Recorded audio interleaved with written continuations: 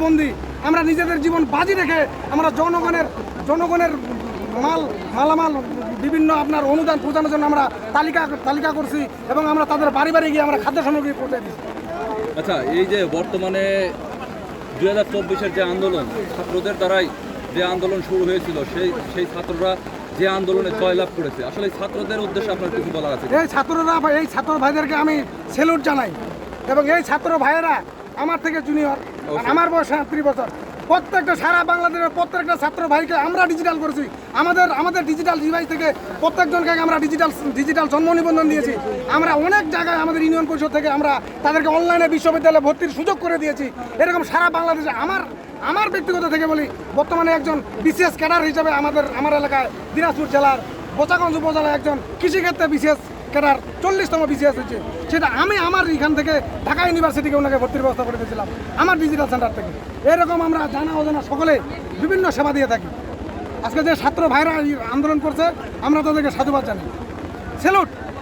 ওনারা আমাদের থেকে ছোট কিন্তু ওনারা আজকে মহান, আমি ওনাদেরকে স্যালুট জানাই।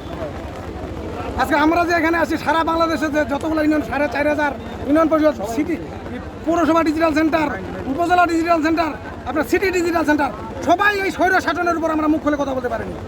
এরা একটা এটুআই প্রকল্প কী করছিল, 100 জন লোককে নিয়ে 100 জন উদ্যোক্তাদেরকে বিভিন্ন সুযোগ সুবিধা দিছে, আর আমরা যারাই তাদের বিরুদ্ধে কথা বলতে গেছি তাদেরকে বিভিন্নভাবে হয়রানি করছে।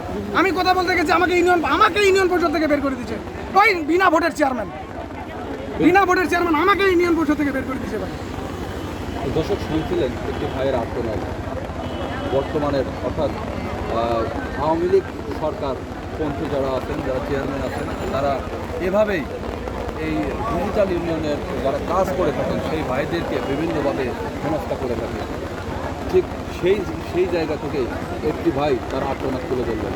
দর্শক, পর্যাপ্ত পরিমাণে বৃষ্টি হচ্ছে, তথাপিও এই আন্দোলন কিন্তু চলমান আছে এবং এই আন্দোলন যতক্ষণ পর্যন্ত না এই দাবি দেওয়া না মেনে নিচ্ছে ততক্ষণ পর্যন্ত তারা রাজপথে অবস্থান কর্মসূচি নিয়েছেন। তারা এই রাজপথে থাকবেন, বৃষ্টিকে অপেক্ষা করেও তারা কিন্তু এই আন্দোলন চালিয়ে যাবেন।